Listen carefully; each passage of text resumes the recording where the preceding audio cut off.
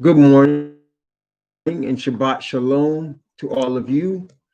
Greetings to the 12 tribes of the bloodline of Abraham, Isaac, and Jacob, that according to prophecy are scattered into the four corners of the earth. Those who are not of the bloodline of Abraham, Isaac, and Jacob, but want to serve the only true God, whose name is Yah, of Abraham, Isaac, and Jacob, and of his covenant. Greetings to all those that are confused about religion, confused and fed up with the violence, with the corruption, with the death, the disease, the unfairness of this planet, and want a change. Would like to have a planet where there's no more sin, no more lies, no more death, where there's peace and harmony. Greetings to you from Yah, our Father, and from his appointed Messiah, Yahushua of the tribe of Judah. We have been studying, and greetings to all in the chat, Isha, Bathaman, Yamar, Sister Violet, Antonio. We have been studying prophecy of Daniel. And as I mentioned last night, I want to start off with the same theme today to understand we are already in a one world economy. We are already in a one world government. We are already in a one world religion. Some people got confused when I said the religious part because they see different religions, or they think they're different religions. For example, even in Christianity, they see a bunch of divisions. They see Muslims, not Muslims, Mormons, and they see Jehovah's Witnesses and SDAs and Baptists and Pentecostals and Southern Baptists and Seventh-day Pentecostals and on and on and on. Church of the New Covenant and Church of God. They see all these different churches. And what do you mean one world religion? They see Islam, and they see the different sects of Islam, from Sunni Muslims and Orthodox Muslims, and they see the different things in Buddhism and Hinduism and Taoism. They say, what do you mean one religion? Well, last night we studied Daniel chapter 7, and we looked at Revelation, and we looked at Revelation 17, and we looked at Revelation 13, and we looked at Revelation 12, and we looked at Revelation 4, and we looked at Revelation 5, because Daniel and Revelation are like a brother and a sister. And we looked at that, and we saw that the fourth beast was Rome, and that a religious power would arise out of Rome that would dominate the earth. The Roman Catholic Church, at the beginning of what we now know as the Protestant Reformation. You guys have heard of the Protestant Reformation, many of you, I'm sure. What was the Protestant Reformation? The Protestant Reformation was a situation whereby the Roman Catholic Church had been running the entire then known world, which at that point, the then known world was centered, and still is, in Europe. And it spread at that point into what we now know as Asia Minor, from Europe, into what we call now the Middle East and Africa and India. And it ran this area of the world for over 1,000 years. And at the end of that 1,000 years, and to be specific, it was 1,260 years, but at the end of that time, there were certain Catholic priests who were among the few that were given access to actually read the scrolls that made up the scriptures. And they began to see contradictions from what the scriptures were saying than what the established order church was teaching. And they began to ask questions about these contradictions. Questions that were met with, just do as you're told, or follow what the tradition of the church is, because the church is more higher than what you're reading in the scriptures. Some of them did not want to receive this counsel and began to further study the scriptures. And upon their study, they began to see abject opposites between what the church was teaching and what the scriptures were teaching.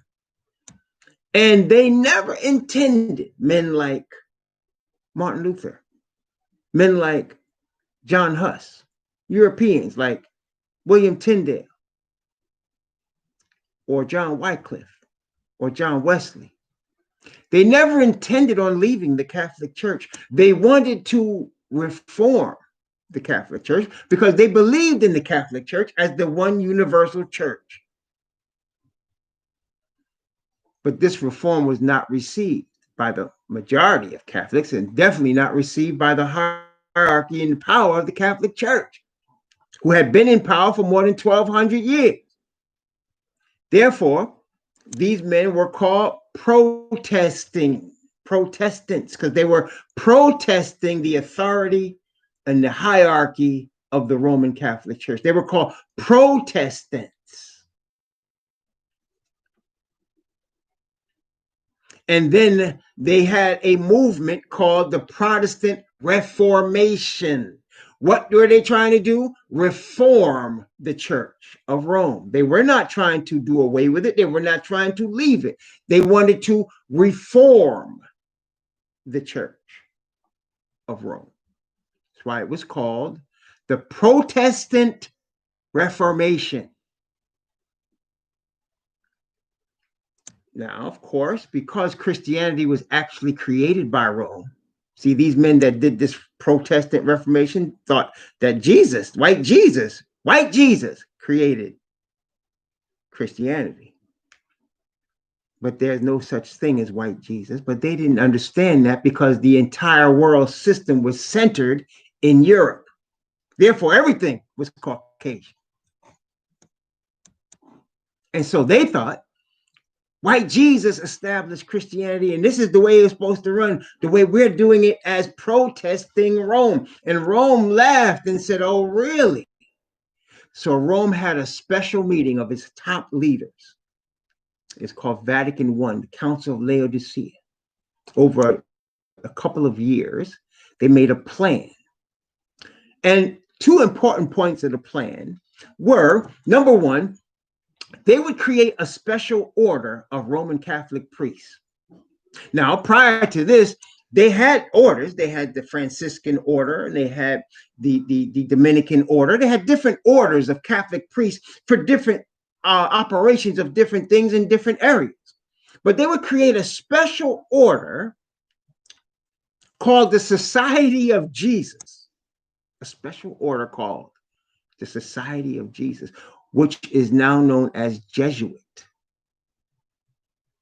And the main purpose of this order was to be spies and secret agents for Rome.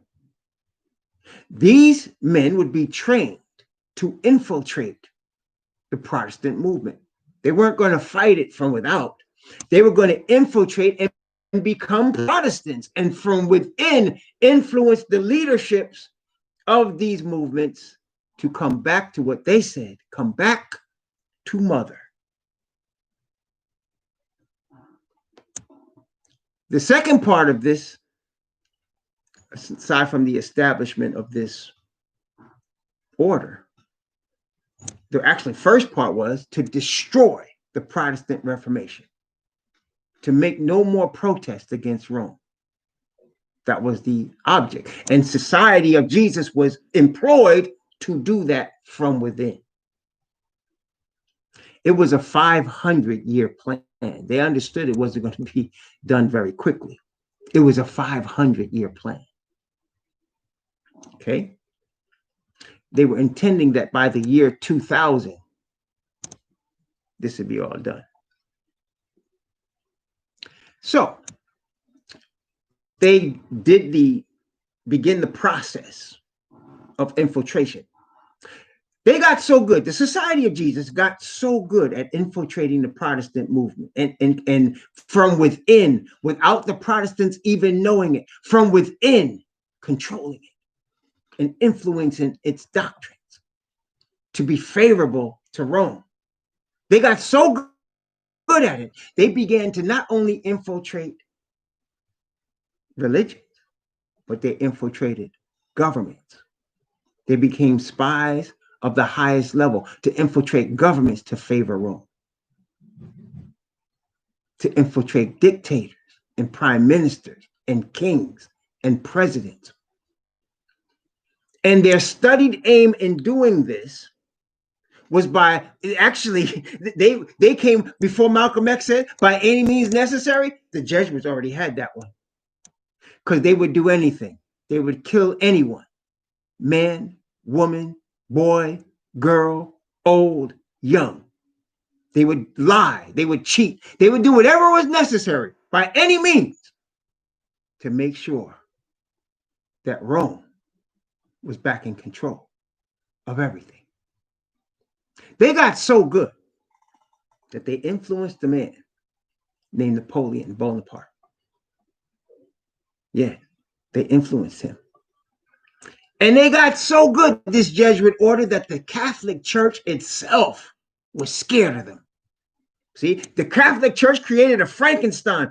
It got out of control, and they didn't know how to stop it, because these men were experts at deception, experts at doing everything in secret, experts at having secret handshakes and secret signals.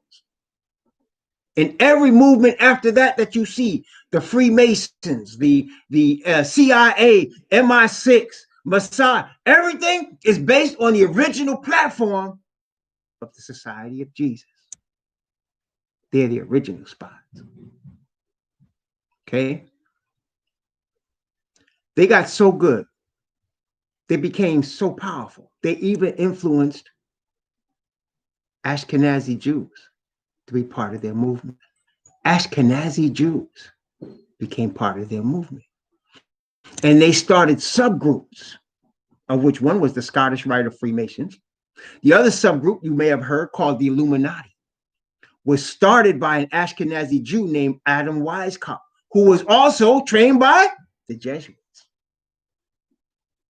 They got so good that the Catholic Church in the early 19th century decided, late 8th century, they decided, we got to do away with this order. And so they issued a papal bull, which is the most powerful order that the Pope can issue. He issued a papal bull, and he said, I am disbanding the Jesuit order. There are no more Society of Jesus. Jesuits say, oh, really? So they influenced a man named Napoleon Bonaparte. He created a revolution. You see, all revolutions on earth are instigated by the Catholic Church through the Jesuit order. They're expert at creating revolutions. Why do you think the United States is able to overthrow governments? They learned how to do that from the Society of Jesus. So they influenced Napoleon Bonaparte to create what we now know as the French Revolution. Part of that French Revolution in 1798, he had a general called Berthier. And Berthier marched on the Vatican. You never hear about anybody today in any war touching the Vatican. Berthier marched on the Vatican with one purpose. He did not destroy the Vatican. He did not set it on fire. He did not level it. What did he do? Berthier came for one purpose: to take and capture the Pope that issued the papal bull. They arrested him and they brought him to France and put him in a dungeon until he agreed to renounce the papal bull, which he did a couple of years later. Then in 1929, and we're going to talk about this in Daniel. It's in Daniel and it's in Revelation. In 1929, the Society of Jesus by 1929 controlled several countries. They controlled the United States. They controlled Germany. They controlled Italy. They controlled Britain. They controlled Japan by 1929. And in 1929, October of 1929, a dictator named Benito Mussolini, who was the dictator of Italy.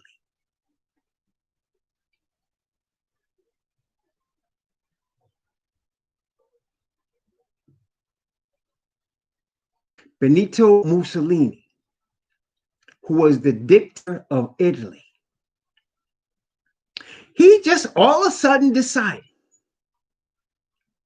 he was going to allow the Vatican to become a country and have its own government within his dictatorate. In other words, he was going to allow the Vatican to be an independent country of which even he himself in Italy were going to be submitted to. You think that was accidental? Or perhaps the Society of Jesus controlled Mussolini? And the Concordat is what it was called. The Concordat between the government of Italy led by Mussolini and the leadership of the Roman Catholic Church at the Vatican. And they made the Vatican its own country. And what that did is restore again, because after Napoleon Bonaparte took captive the Pope, the Vatican's political power was hurt. That's what the Bible calls a deadly wound. See, it already had religious power, but prior to this, it also had political power. But now in 1929, the political power was restored. The deadly wound was healed, because now the Vatican not only became the world leader of one of the biggest religions on earth, the Roman Catholic Church. Not only did the infiltration of the Jesuits infiltrate every area of society, not only that, but now the Vatican was its own country, so that the Pope became, by that concordat, the head of his church and the head of his country at the same time. No other man on earth has this power. Nobody. The United States president is not the head of any church in America.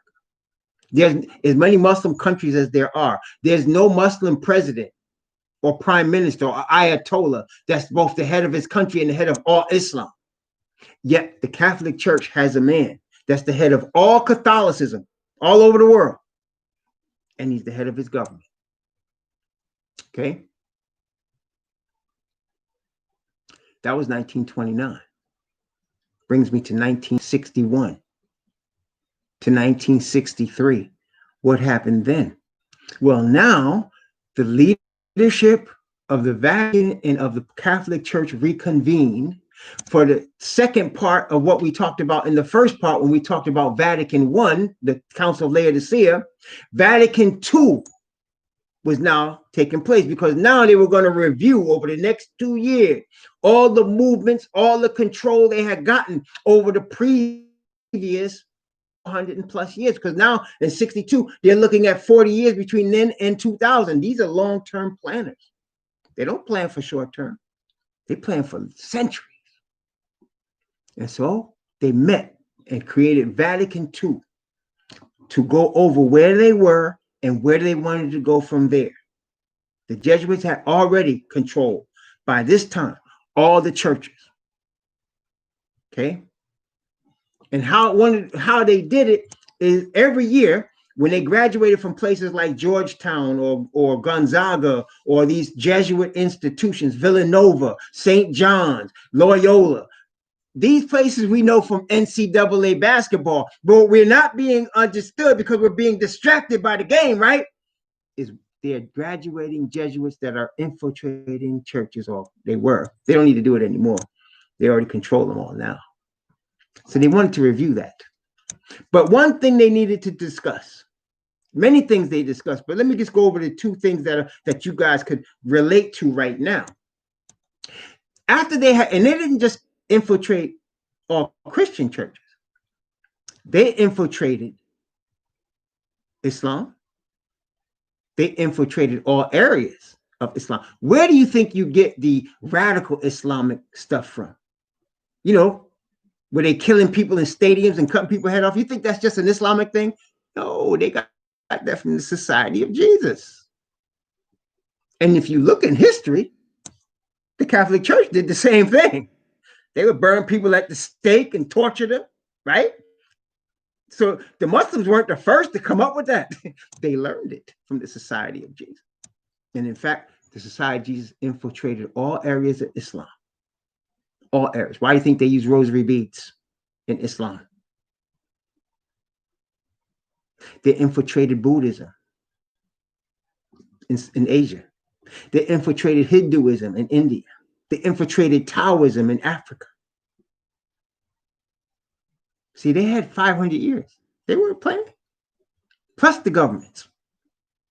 They would come out with Jesuits specifically trained to get into these areas, to become a Muslim, to become a Buddhist, to become a Hindu, to become a Taoist, and then infiltrate and to influence all of those, to be subservient and friendly toward Rome. Okay? So in 1961 to 63, they had Vatican II. And one of the things they came up with in Vatican II is to make their life easier. At first, they wanted everybody to acknowledge themselves as Catholics.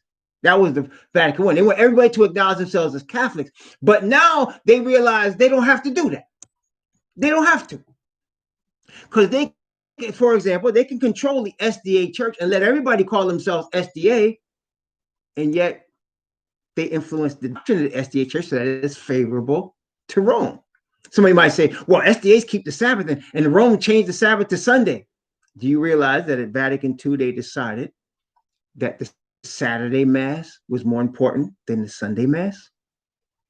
So that now they accept the Saturday Mass as just as holy as the Sunday Mass? And SDAs keep Easter Sunday now? That's just an example. The Pentecostals said, well, they don't see the Spirit, they don't speak in tongues. That's not true. You have now charismatic Roman Catholics. Charismatic meaning they speak with the gift of tongue. That's how they infiltrated the Pentecostal church. The Supreme Court nominee, Amy Barrett, whatever her name, Garrett, she's a charismatic Roman Catholic. She believes in speaking in tongue. That's how they infiltrated the Pentecostal church. And they did the same thing with every church. Whatever your main doctrine is, they would infiltrate it, pick it up, embrace it, and then bring you to Rome. So they decided in Vatican II, it's not necessary for everybody to call themselves Catholic. We don't need the Muslims to call themselves Catholic. We don't need the Buddhists to call themselves Catholic. We don't need the Hindus to call themselves Catholic. We don't need any of the Christians from all their churches. They can still call themselves Mormons or Jehovah's Witnesses, as long as they acknowledge the supremacy of the Pope. And that's why I can say extremely confidently that all the leaders of these organizations have already done that. They've already done that. So you can call yourself SDA or Baptist or Pentecostal or whatever you want to call yourself. Your leadership of the church that you're in have already acknowledged the supremacy of Rome. And if you need proof, let me give you a very easy proof. There's more than one proof, but let me give you a very easy one. Are you ready? All of these places, all of these Christian churches, SDA, Jehovah's Witness, Mormon, Pentecostal, Baptist, they have some things in common. Are you ready for what's in common? Listen. Are they not all 501c3 organizations? Testing 1, 2, 3. Are they not all 501c3? You say, what does that mean? What is 501c3? 501c3 means you are an organization that does not have to pay federal taxes because you're considered an organization, a ministerial organization, a nonprofit organization. You're supposed to be in it to help people. So any money you get, you don't have to pay taxes on. 501c3. And you become a 501c3 with the permission of your government. Your government gives you permission to be a 501c3. And there's certain rules you have to follow as 501c3s. For example, you have to have a board, and the board has to meet at least once a year, and it has to be documented that your board met. It's a corporation. It's a nonprofit corporation that is run with permission from your government. And we've already shown from the word that the Roman Catholic government controls all the other governments of planet Earth. So that really, de facto, if you're running a 501c3 corporation, you are running with the permission of Rome. Did you hear what I said? You are running your corporation with the permission of Rome. That's on the Christian side. On the Islamic side, they have created all of these factions. Okay, they call it radical Islam, right? And they have radical Islam, right? They have the radical Islam that attacks the other Islamic people, right? And so the people that are being attacked want help. Well, who comes to their rescue? Let me give you an example. You guys remember the Rwanda, right? The slaughter of Rwanda in the mid-1990s, where 800,000 men, women, and children were not shot, not all of them. The majority of them were hacked to death with machetes, cut literally into pieces by machetes. And do you know that right now, the biggest religion in Rwanda after that stopped? Guess what the biggest religion in Rwanda is now? Roman, the biggest religion in Rwanda. You think that's accidental? They use radical, violent people to set up a situation where the people are divided and they move in and they conquer, and then they're favorable to Rome. So that you have these radical Muslims of different sects that are killing their own people, you know, in Syria and in Afghanistan and in different countries. They're killing their own people. They're forcing women. They're becoming oppressive to the women so that other people have to come and help save them. The other day I showed you in Dominican Republic how they have Haitians that are slaves, black people that are right now on sugar plantations in Dominican Republic. Guess who they have ministering to them to help them in their poverty? A Roman Catholic priest.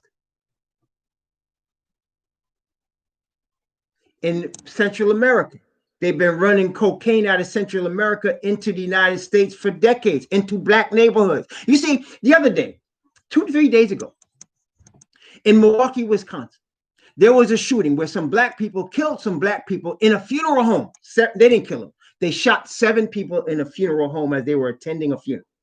Black people came with guns and shot other black people. And there are all these white people saying, oh, you know what? You see how they kill each other? And they're always blaming us.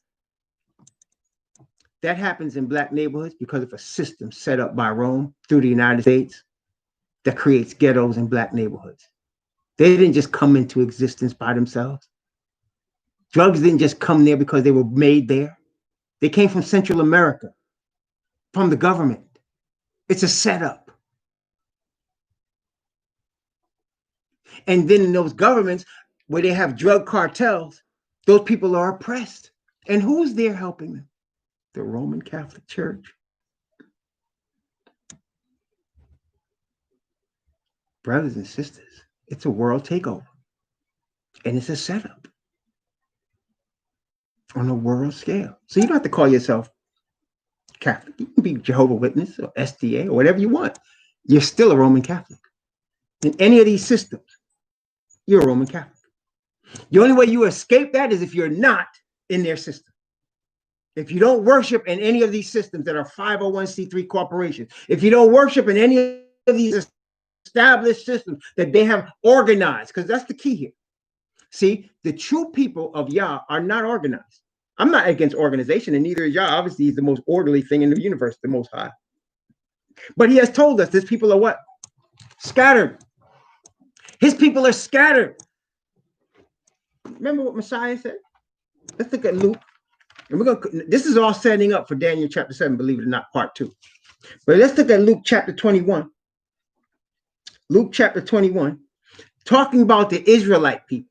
Okay, Luke chapter 20, and he's, of course, Messiah always talks from prophecy. Okay, Luke chapter 21. And let's say it's talking about Israelite people in Judea. Let's look at verse 24. Notice what it says. And they, talking about the Israelite people in Judea and in Jerusalem, shall fall by the edge of the sword. Who brought the sword to them? It was Rome. And shall be led away captive. That is put into slavery. That is, the Israelites will be put into slavery. Shall fall by the edge of the sword and shall be led away captive into all nations. And Jerusalem shall be trodden down of the Gentiles until the times of the Gentiles be fulfilled. That means we've been scattered into all nations. We're not organized. We've been scattered. Notice again, Deuteronomy. This is long prophecy now. It's prophesied a long time. Deuteronomy, chapter 32. Deuteronomy chapter 32, talking about the Israelite people. This is the future. Moses is telling the Israelite nation their future. Notice what it says. Let's see. I'm going to start at verse 15, and I'm going to read down from verse 15 to 21 to begin us off. But Jeshurun, that's Israel, waxed fat and kicked. Thou art waxing fat. Thou art grown thick. Thou art covered with fatness. Then he forsook Yah, which made him, and lightly esteemed the rock of his salvation. They provoked him to jealousy with strange gods. With abominations provoked they him to anger. They sacrificed unto devils and not to Yah, to gods whom they knew not, to new gods that came newly up, from whom your fathers feared not. Of the rock that begot thee, thou art unmindful, and hast forgotten Yah that formed thee. And when Yahweh saw it, he abhorred them, because of the provoking of his sons and of his daughters. And he said, I will hide my face from them. I will see what their end shall be, for they are a very froward generation, children in whom is no faith. They have moved me to jealousy with that which is not God. They have provoked me to anger with their vanities, and I will move them to jealousy with those that are not a people. I will provoke them to anger with a foolish nation. That's why we're in captivity. Notice I'm going to read from verse 22 down to verse 26. For a fire is kindled in my anger, which shall burn unto the lowest hell, and shall consume the earth with her increase, and set on fire the foundations of the mountains. I will heap mischiefs upon them. I will spend mine arrows upon them. They shall be burnt with hunger and devoured with burning heat and with bitter destruction. I will also send the teeth of beasts upon them, and the poison of the serpents of the dust. The sword without and the terror within shall destroy both the young man and the virgin, the suckling also, and the man with gray hairs. Notice verse 26. I said, I will scatter them into corners. I will make the remembrance of them to cease among men. See, we're not organized. We scatter. And it's to our advantage because we're not organized. And so now the Jesuit, the Society of Jesus, and those that are running them, creating fake Israelites, Hebrew Israelites. And that's the thing, brethren. They always use people that look like us. Judas was an Israelite. So they're going to always look people that look like us, and they're going to try to incite you to falsehoods. And at the end of the day, they want you to acknowledge the supremacy of Rome. Do you know a lot of these camps, these Israelite camps, in fact, all of the Israelite camps are 501c3 corporations? Did you know that? They're all 501c3 corporations. Yes, they are. Brothers and sisters, it's time to wake up. It's time to wake up. And I want to tell you right now, as I've said before, I'm going to say right now, if you're going to stand for truth in these last days, you're going to have a similarity with Elijah, with John the Baptist, with Ezekiel, with Isaiah, with Daniel, with Jeremiah, with Zechariah, with Paul. With Yochanan, you're going to have a similarity. What's the similarity? You're going to have to stand for truth by yourself with no earthly help. You're going to have to stand for truth by yourself if you're the only person in your whole area. Because that's all the prophets had to do. Noah stood for truth by himself. The only people that got on board the ark with him was his own family. He preached to everybody, but only his own family got on board the ark with him by himself. That's one of the tests. You have to be willing to stand on your convictions by yourself, on what the Spirit of the Father convicts you to be true. It can't be what's popular, because it's not going to be popular. It can't be based on your friends and family and whoever's with you, because the crowd is not going to win. You got to be by yourself. It's going to come down to that. It's already coming down to that. That's why the Jesuits have a hard time infiltrating this movement, because there's no organized body. That's why they're trying to create 501c3 corporations, hoping that people get drawn to them. But you have to stand for truth, brother. For truth as the Spirit of the Father in his word convicts you. And you got to stand alone. And no, it's not going to be easy. I'm just trying to be real and telling you what the game is and what the stakes are. Now, yesterday, we talked about the four kingdoms: Babylon, Media, Persia, Greece, and Rome. And we saw a little horn, right? That's where we stopped. Let's start there today. So we saw a little horn, and we saw Messiah also receive a kingdom, didn't we? So let's go over that. Let's start right there. From yesterday, this is part 2 of the little horn. This is part 2 of the little horn. Yesterday, we did part 1 of the little horn. Today, we're doing part 2 of the little horn. So we saw 4 beasts in Daniel chapter 7. We were in Daniel chapter 7, and we saw 4 beasts. Daniel saw 4 beasts. A lion. Remember that? Let's start there. Let's start with that 10-horned one again, and let's go from there. The 4th beast of Daniel chapter 7 and verse 7. After this, I saw in the night visions, and behold, a 4th beast, dreadful and terrible and strong exceedingly, and it had great iron teeth. It devoured and brake in pieces and stamped the residue with the feet of it. And it was diverse from all the beasts that were before, and it had 10 horns. Okay. Now we saw also in Revelation chapter 13, a conglomeration of these kingdoms in one that's being secretly run by a woman based in Rome. This woman based in Rome is going to be appearing right here in Daniel 7, also in a different form. It's not going to be a woman here. It's a horn. Notice verse 8. And I considered the horn, 10 of them he saw, and behold, there came up among them another little horn, before whom there were 3 of the first horns plucked up by the roots. And behold, in this horn were eyes like the eyes of a man, and a mouth speaking great things. Eyes like the eyes of a man, and a mouth speaking great things.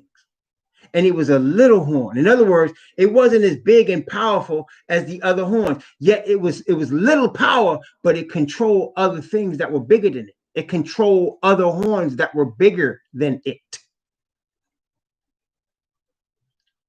It was a little horn, but it had power. Verse 9. I beheld, till the horns were cast down, and the Ancient of Days did sit, whose garment was white as snow, and the hair of his head like the pure wool. His throne was like the fiery flame, and his wheels as burning fire. So it goes from the little horn to a judgment scene. And there's a coronation. A coronation is where a king is being set up, being given a kingdom, a coronation. being happening. There's a judgment scene and a coronation. Okay. And we saw this also in Revelation chapter 4. So remember, it said his hair was like wool. He sat on a throne. He's called the Ancient of Days. And in front of him was a fiery stream. Let's go Revelation chapter 4. Revelation chapter 4. Beginning at verse 1. Revelation chapter 4, beginning at verse 1. After this, I looked, and behold, a door was opened in heaven. And the first voice which I heard was, as it were, of a trumpet talking with me, which said, come up hither, and I will show thee things which must be hereafter. And immediately I was in the spirit, and behold, a throne was set in heaven, and one sat on the throne. And he that sat was to look upon like a jasper and a sardine stone. And there was a rainbow round about the throne, in sight like unto an emerald. And round about the throne were 24 seats. And upon the seats I saw 24 elders sitting, clothed in white raiment. And they had on their heads crowns of gold. And out of the throne proceed lightnings and thunderings and voices. And there were 7 lamps of fire burning before the throne, which are the 7 spirits of Yah. Same fire, same throne. But now you have 24 elders around it. And I explained yesterday that in Revelation, this took place after Messiah's first appearance and resurrection and ascension. And that we also saw in Matthew chapter 27, that after Messiah was resurrected from the dead by the Father, that other saints came up with him. The Bible doesn't say who the saints were. Just say that other saints came out their graves and bore witness in Jerusalem. And I told you that they represented the first fruits, because at the end of the Passover, or should I say in the beginning of the Passover, the third day, or the first Sunday after the first Sabbath of the Passover, there's what they call a wave offering. The priest offers a wave offering. Look at that up in the Leviticus chapter 23. It's a wave offering. What does that represent? That's the first fruits of the barley harvest, which these people represented. It's the first fruits of the harvest. The first fruits of the harvest in the early crop of the barley. 50 days later, there's a feast of harvest, but it's not the final harvest. It's the beginning harvest. They have a final harvest in the fall. Beginning harvest is in the spring. You know, you got some crops you plant, like barley. You plant it earlier, right? It comes out earlier. And so then you got crops you plant later, stuff that comes later, like corn that comes later in the summer, and at the end, and wheat that you harvest later. Wheat, tares. So you got the barley harvest early. And that represented those people that were in that first early harvest, those people that came up out their graves, these 24 elders. Because of the sanctuary, David had it set up where there was 24s, sets of 24s that would serve every month from the Levites, sets of 24s. That's why you see them here, 24. Okay. So what's going on here? Well, let's go back to Daniel chapter 7. So you see Ancient of Days. They will talk about this little horn. Then all of a sudden you see the Ancient of Days, right? Daniel chapter 7. Let's begin at verse 10. A fiery stream issued and came forth from before him. There it is. And thousands ministered unto him. And 10,000 times 10,000 stood before him. The judgment was set. And the books were opened. Books were opened. Where did you hear about books before? Notice Revelation chapter 20. We'll come right back here. Revelation chapter 20. Again, I tell you, Daniel and Revelation are like twins. Revelation chapter 20.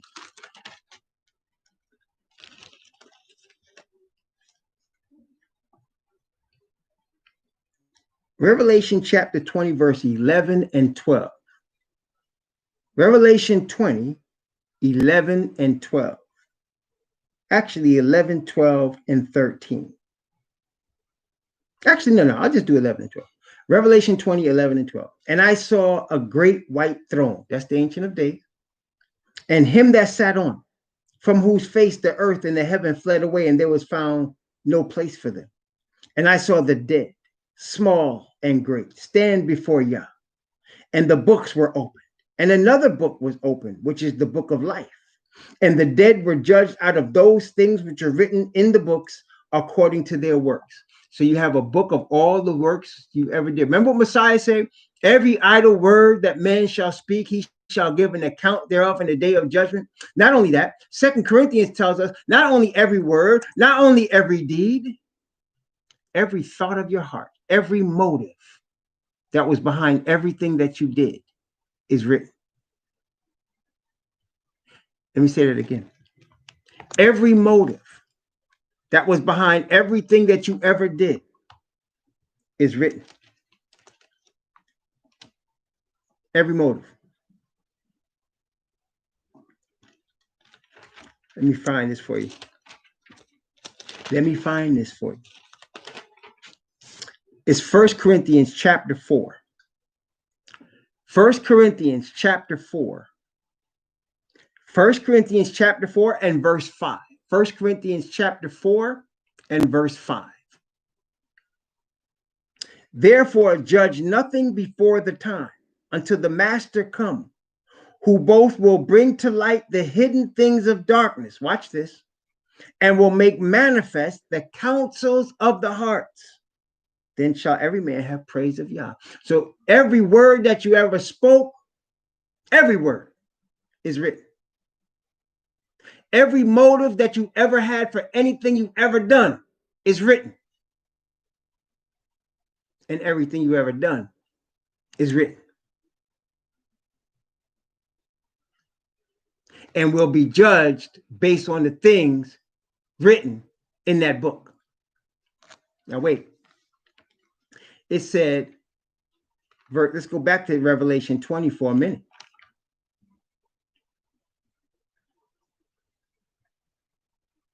Let's read from verse 13 to 15 now of Revelation chapter 20.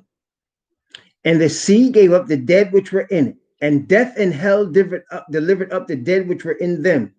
And they were judged every man according to their works. And death and hell were cast into the lake of fire. This is the second death.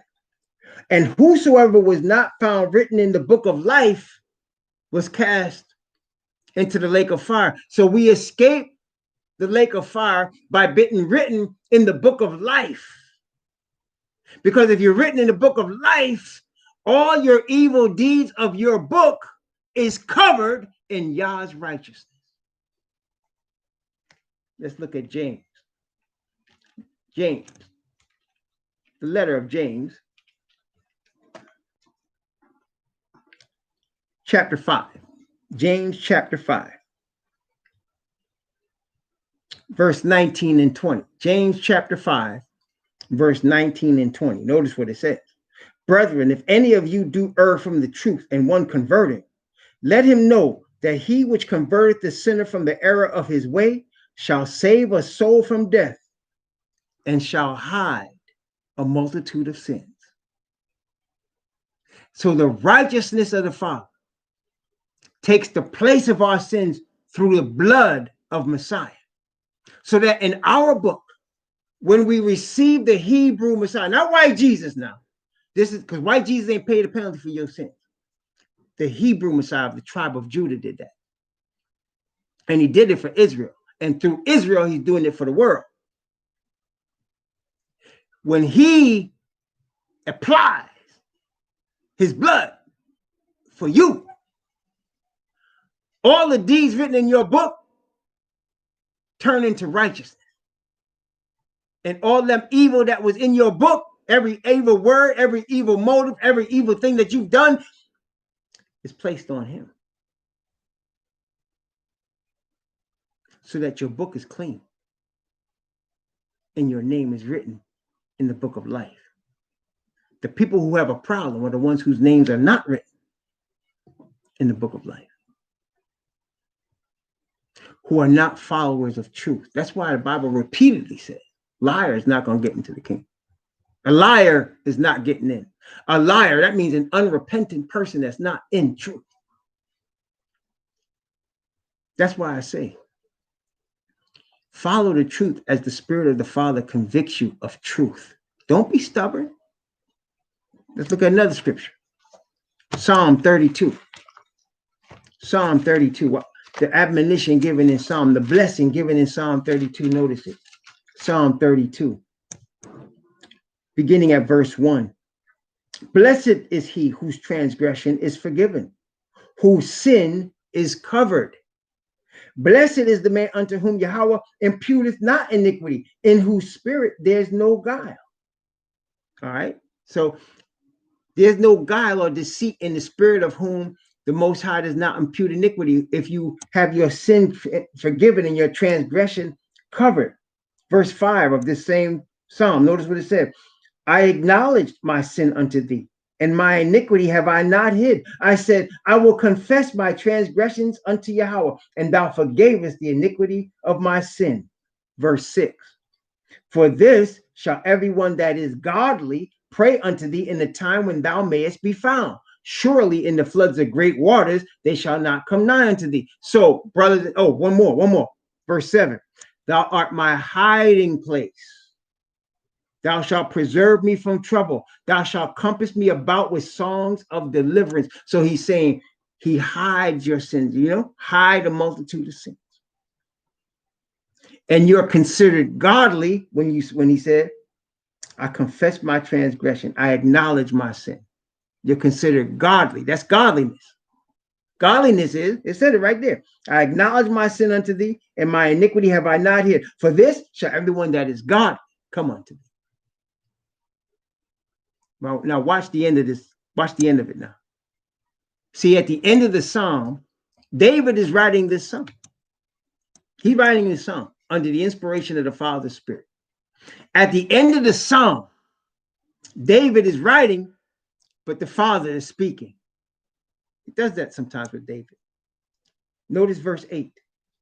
I will instruct thee and teach thee in the way which thou shalt go. I will guide thee with mine eye. Be ye not as the horse or as the mule, which have no understanding, whose mouth must be held in with bit and bridle, lest they come near unto thee. In other words, don't be stubborn like a horse or a mule where he got to put a bridle in your mouth to tell you where to go. When he's telling you by conviction what you should do it.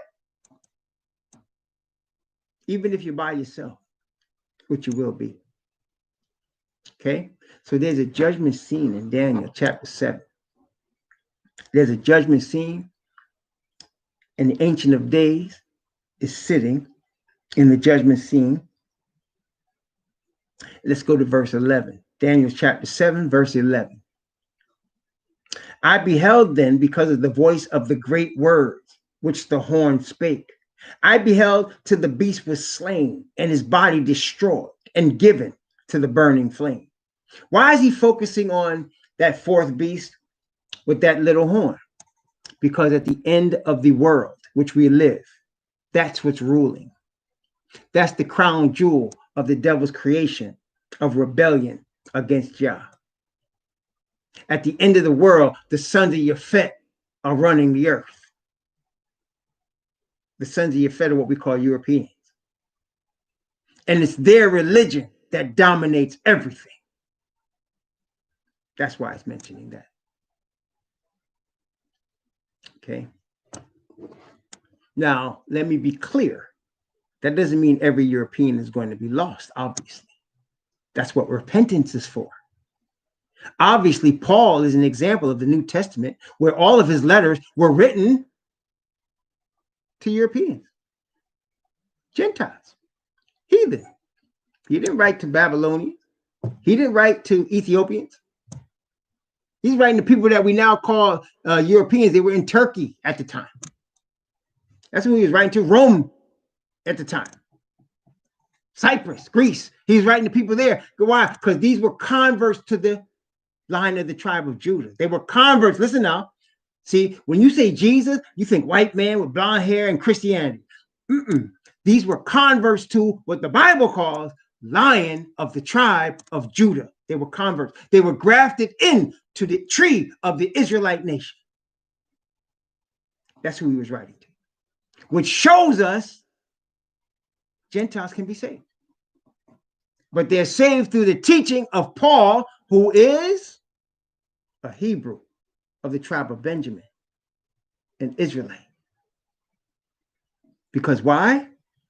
Messiah came to the Jew first, so that the Jew can give it to you, the Greek. Okay? When Paul died, and all those people of the first century that were Israelite apostles died, and all of the converts died, then you got Christianity. You got paganism. Because that's what happens when the order is messed up. Paganism.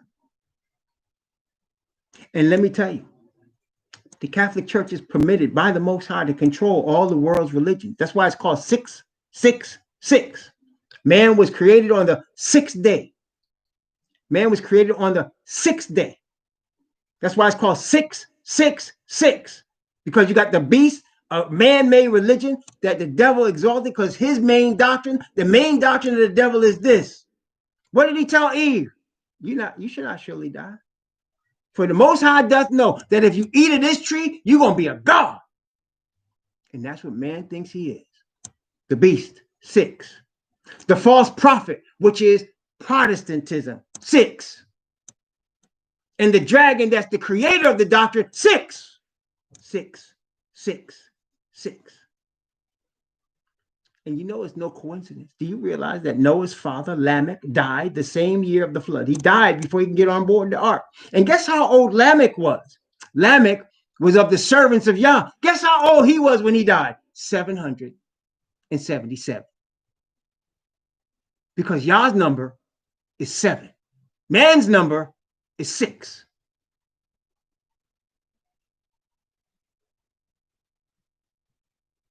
Not that complicated, is it? Not that complicated. In fact, it's pretty plain.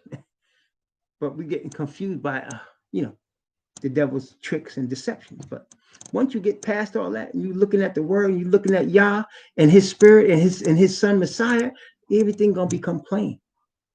It's not complicated. Even a child could understand. A child that can count to 7 can understand. Daniel chapter 7. First, let's start at verse 11 again. I beheld then, because of the voice of the great words which the horn spake. I beheld even till the beast was slain and his body destroyed and given to the burning flame. As concerning the rest of the beasts, they had their dominion taken away, yet their lives were prolonged for a season of time. And again, I was going to go over this again. Remember, we saw in Revelation 13 that Revelation 13 showed a conglomeration of all of these kingdoms. And why? Because notice, let's take a look at it. Let's take a look at it. Revelation chapter 13. Let's take a look at it. Revelation 13, verse 1 and 2. Revelation 13, 1 and 2. This time we're going to go into a little bit more detail than we did that last night. Just a little bit more. Okay, watch. Revelation 13, 1 and 2. I stood upon the sand of the sea and saw a beast rise up out of the sea, having 7 heads and 10 horns, and upon his horns 10 crowns, and upon his heads the name of blasphemy. And the beast which I saw was like a leopard. Why was he like a leopard? How does a leopard move? Now, I want to tell you something. Leopard happens to be one of my favorite animals. I got DVDs that from years ago that I just like watching and observing how a leopard moves. So I know a little bit. I'm not an expert on leopard. It's just something I like to watch. I don't know why it is. But what does a leopard do? A leopard is quick. It is not fast. What do I mean by that? A cheetah is fast. A cheetah is so fast, it could run about 100 miles an hour, and it could get to 100, and it could get from 0 to 70 in about 3 strides. That's how fast it is. And a cheetah, when it sees what it's going to catch, right, it'll sit there. It won't go right away. It'll sit there. It'll watch the crowd of the deer running past it, and it'll just sit there. And you thinking, well, what's it doing? It's hungry. It's got to eat, right? It's just waiting. And when it sees the one it wants, woo, bang, he's going like a rocket. There's something when you watch a cheetah go from 0 to 70 like that. Ooh, he takes off, and man, and he got it. The tail is like a rudder, and it controls him when he hits the corner. You know what I mean? Fast. But a leopard is different. A leopard creeps up on his prey. and it stays in the crouched position. You know, a leopard can weigh 200 pounds. That's pretty strong, right? And it creeps up on its prey. And when it gets in position, right, and the prey don't even know it's there, the leopard not only can creep up on its prey, but it knows like which direction the wind is blowing, so that the scent of it will not go to the prey. The prey won't even know he's there. He's just sitting there. And he'll sit there for hours in that one position. But when it's time, he springs like a coil. It's quick.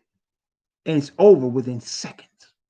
And his voice is powerful. You ever see him? His voice is powerful. And when he springs on his prey, it's too late. The prey didn't even know he was coming. And then he takes the prey and he carries it to a tree. And he climbs up the tree and leaves it up there so nobody else can get it. Nobody taking the prey from him. That's the leopard. It creeps up on you and you don't even realize it's there till it's too late. It had a body like a leopard, right? And his feet were as the feet of a bear.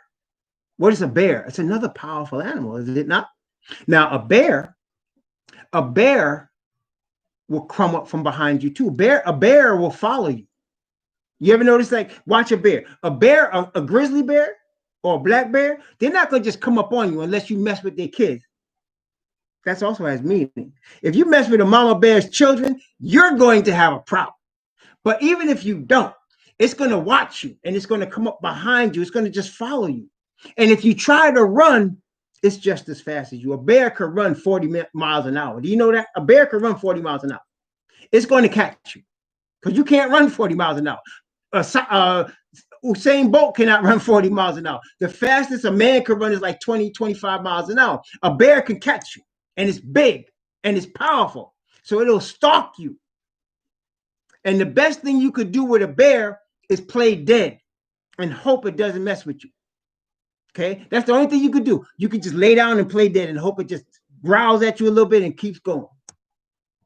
Because now it doesn't consider you a threat. But if it considers you a threat, it's going to stalk you. And if you try to run, it's going to catch you. Because they can run fast. That's the bear. Feet of a bear. It can run fast. It can catch you. Okay? And wait a minute. The most important part. Oh, not the most important part. Second most important part. And a mouth, like the mouth of a lion. The lion represented Babylon. The lion is the king of the jungle, is it not? What did Nebuchadnezzar say? Remember what he said? Is not this great Babylon that I have built? Remember that? In Daniel chapter 4, we read it in last week. We studied Daniel. He spake, is not this great Babylon that I have built for the house of the kingdom by the might of my power and for the honor of my majesty? That's the mouth, speaking great things. Remember? It said he was like a man and he had a mouth, the little horn, speaking great things. Proud, powerful. Who is like unto the beast? Revelation 13 said, and it said, and the dragon gave him his power, seat, and great authority. The dragon, the devil. Okay?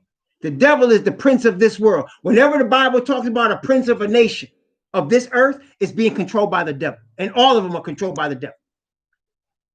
That's why when Messiah comes, you're going to have the real revolution. The real revolution going to come when Messiah comes, because he's going to overthrow and destroy all these kingdoms, because they're all being controlled by the dragon. And the head of it is this religious system that he's giving it power, seat, and authority. And then verse 4 said, and they worshiped the dragon, which gave power unto the beast. And they worshiped the beast, saying, who is like unto the beast? Who's able to make war with him? That's the lion talking. That's the lion talking. Who can mess with me? See? That's the lion talking right there. So that's why you got Daniel chapter 7. Concerning the rest of the beasts, they had their dominion taken away, yet their lives are prolonged, because elements of them are in the modern system. Elements of Babylon, elements of Medes and the Persians, elements of Greeks, and of course, Rome. They're all in there. That's why I said their dominion as individual kingdoms was taken away, yet their lives are prolonged. It was prolonged inside Rome. Okay, Daniel chapter 7, that was verse 12. Now, as all of this is taking place, Okay, it's taking place in the third heaven. There's judgment in the third heaven taking place. There's going to be a judgment on the earth. But prior to the one we read about in Revelation chapter 20, the judgments, the decisions have already been made in the third heaven. Decisions have already been made. Okay. And then those decisions will be made manifest by the judge at the judgment seat. Okay. So now, Daniel chapter 7, and then verse 13. This is where we were last night, Daniel 7:13. And I saw in the night visions, and behold, one like the Son of Man came with the clouds of heaven and came to the Ancient of Days, and they brought him near before him. Verse 14. And there was given him dominion and glory and a kingdom that all people, nations, and languages should serve him. His dominion is an everlasting dominion which shall not pass away, and his kingdom that which shall not be destroyed. So the Messiah was given a kingdom by the Father, and of all people, nations, and languages, that is, of this earth. Okay, he's given this earth, and it's never, his kingdom will never come to an end. His kingdom is eternal. And isn't that what Daniel told Nebuchadnezzar about the stone that was cut without hands? Remember that? Daniel chapter 2. Daniel chapter 2.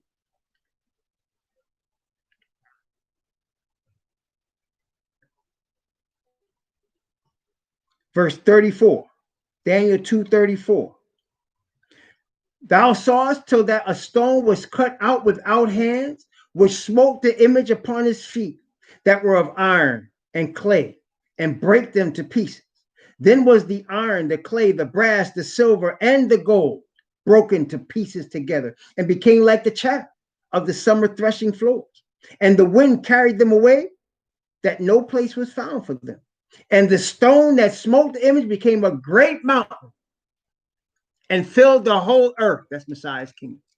So again, I want to go over the order because some people get confused by the order. They get confused with this Trinity doctrine and all these other things that causes confusion. And that's what the devil does, create deception by confusion.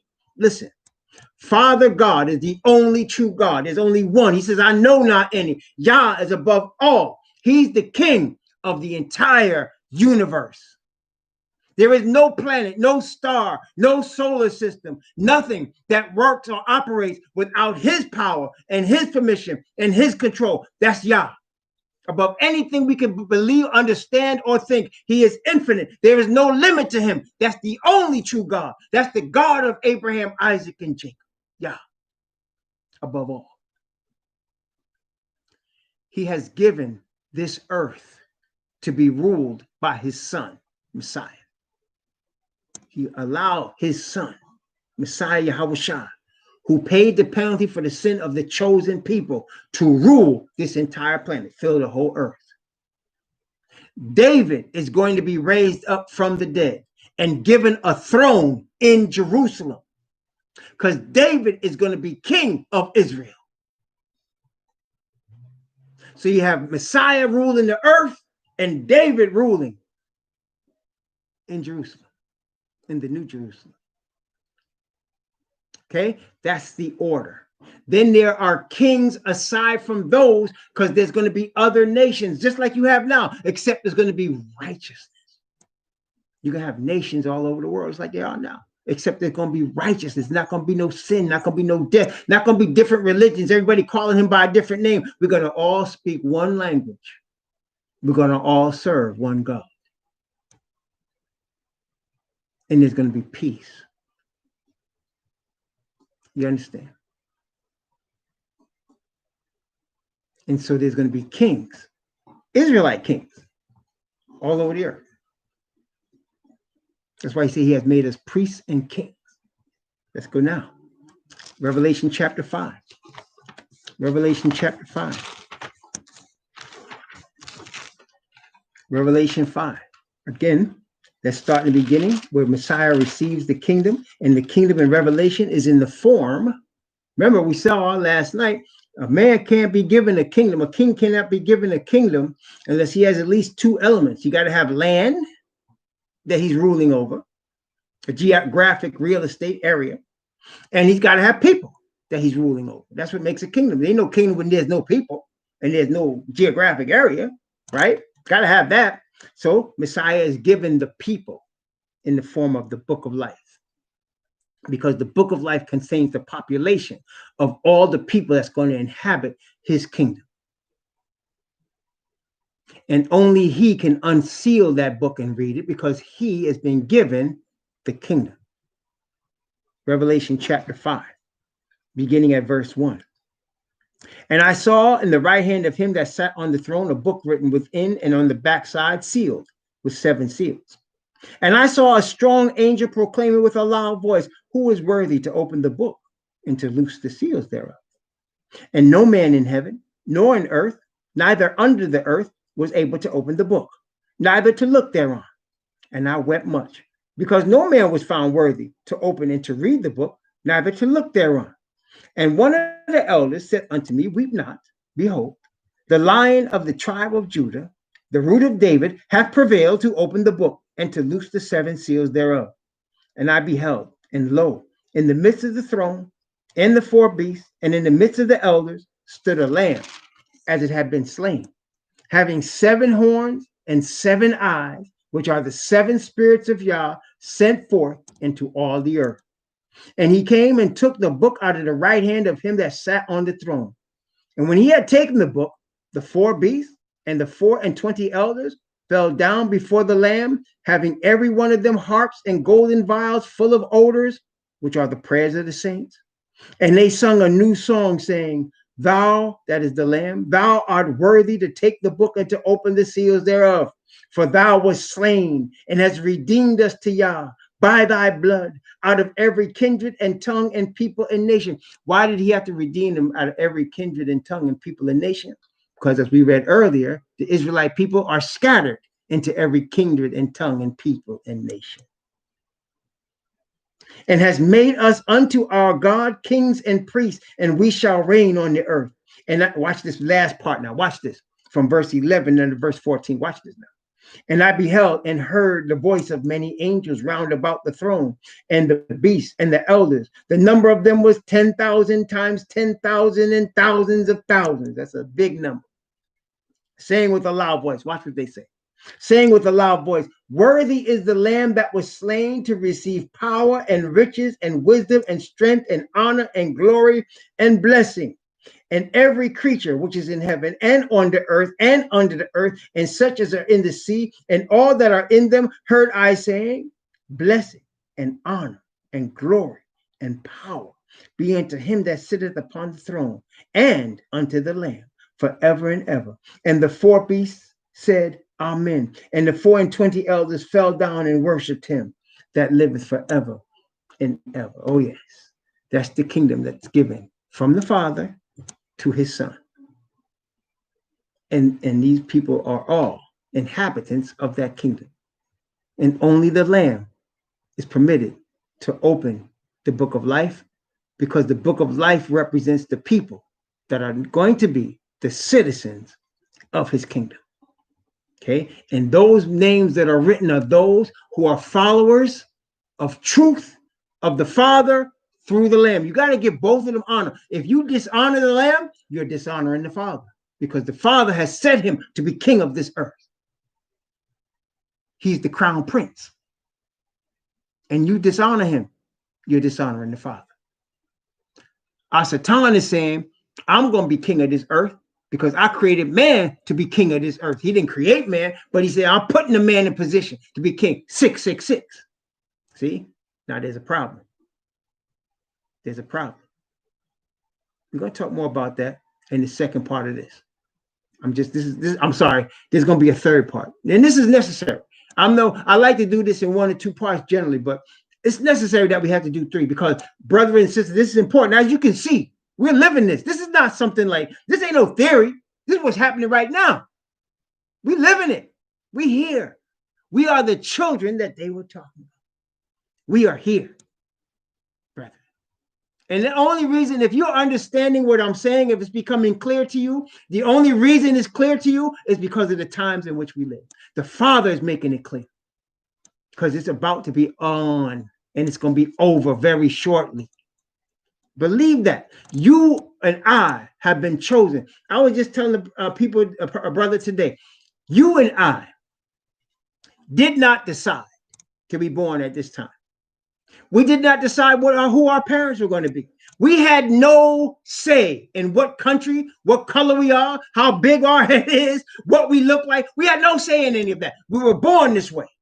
And yet, all of us are born for a purpose. Okay? All of us are born for a purpose. You could be born in Australia. You could be born in China. You could be born in North Korea. You could be born in Nigeria. You could be born in the United States. You could be born in Mexico. But wherever you're born, you have opportunity to follow the truth.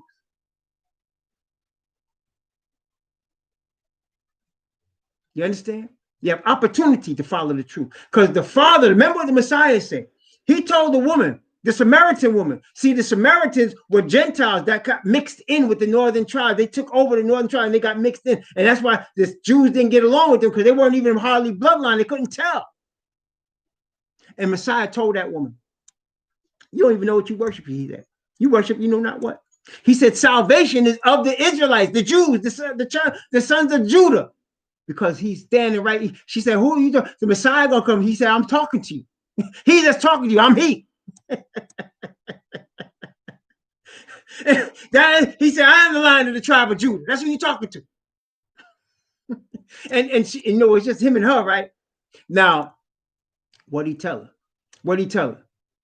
He said, it's gonna come a day when you're not gonna be worshiping here on the mountain that Jacob founded here in Ephraim. That's where she was. She was in Ephraim at a well. That's Jacob's well at Ephraim. Because Ephraim is where the initial Ark of the Covenant first came. That's where, because you know why? Because that's where Joshua was from. He was tribe of Ephraim, son of Nawan. And they took it to what became Ephraim's tribe, Ephraim's land. That's where she was.